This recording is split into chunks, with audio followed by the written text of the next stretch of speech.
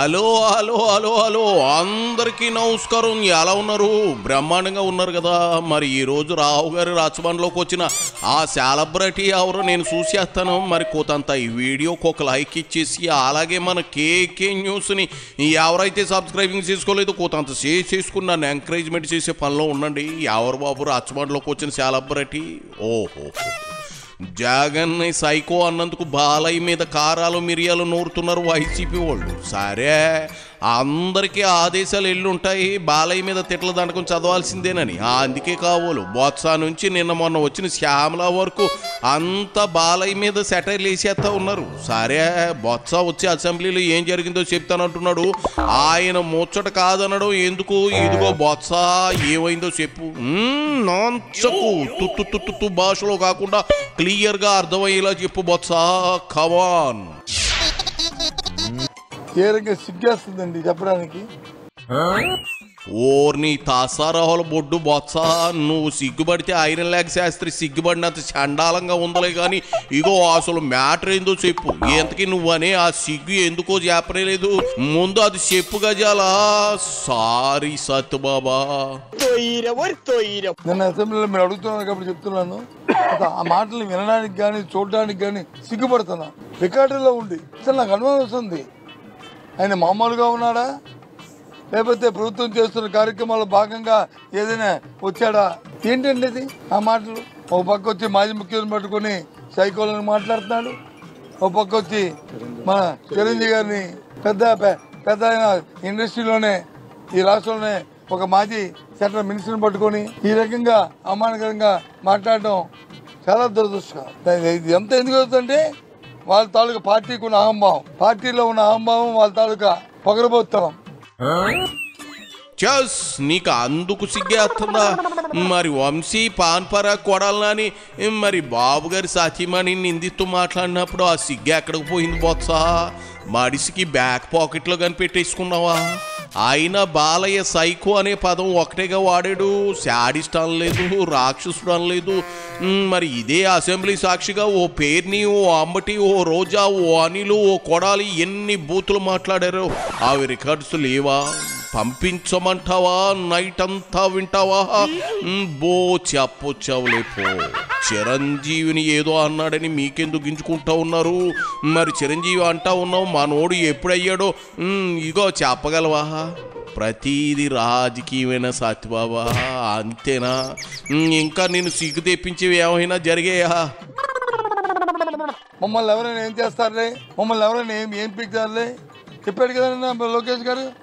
ఏం పీకుతారులేని ఇది చాలా తప్పు. ఇలాంటి భాషలు కానీ ఇలాంటి మాటలు కానీ ఇక మాట్లాడడం చాలా తీవ్రంగా ఖండిస్తున్నాం. దాని మీద చర్య తీసుకోవాలి, దాని మీద వివరణ ఇవ్వాలి ప్రభుత్వం. ఎవరి గౌరవానికి కూడా భంగం కలగకూడదు. సభ అంటే సభలో ఉన్నతమైన వ్యక్తుల గురించి ఇంకో ఒక మాట, మంచి మాట చెప్పి మరి సమాజానికి వచ్చి ఒక మంచి ఇవ్వాలి, మంచి స్ఫూర్తిని నింపాలి. ఇప్పుడు మాజీ ముఖ్యమంత్రి గారికి మరి వాళ్ళకి లేదు,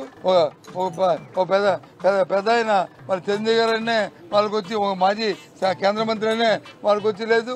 సినీ పరిశ్రమలో మరి దిగ్గజమైన ఆయన గురించి కూడా వారికి లేదు. మరి ఎవరి మీద మీకు గౌరవం ఉంటుంది? ఎవరి మీద మీకు ఉంటుంది? మీ మీద మీరైనా పుట్టింగ్లు ఈ రాష్ట్రంలో ఉత్తరాంధ్ర పుడింగి నువ్వు ఉండగా ఇంకెవరులే సత్యబాబు.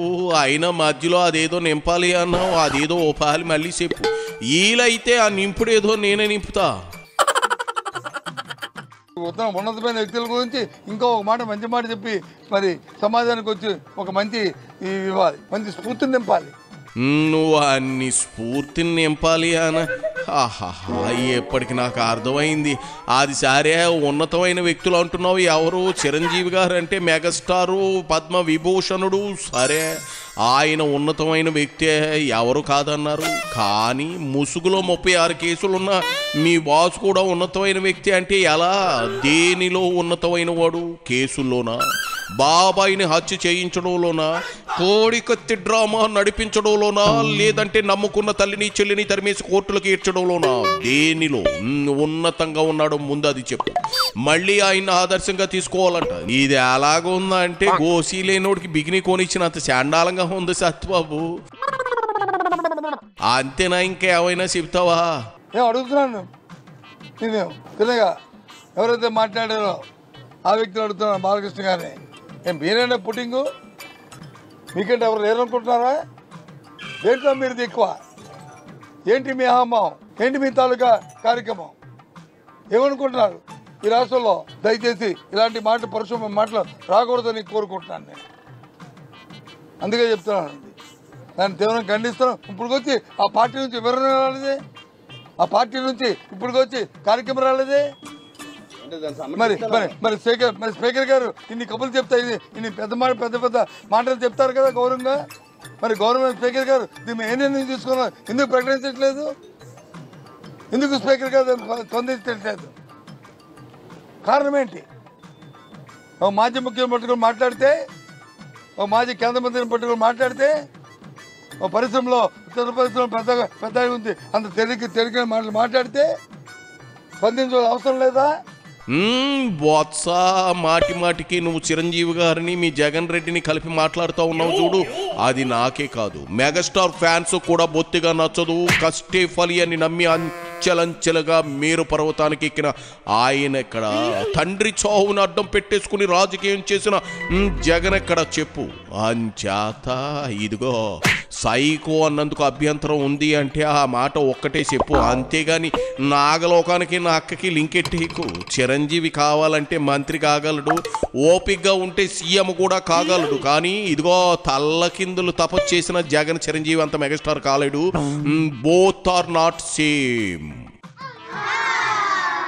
ప్రభుత్వానికి కానీ స్పీకర్కి కానీ దయచేసి ఆలోచించమని రాష్ట్ర ప్రధాని కోరుతున్నాను.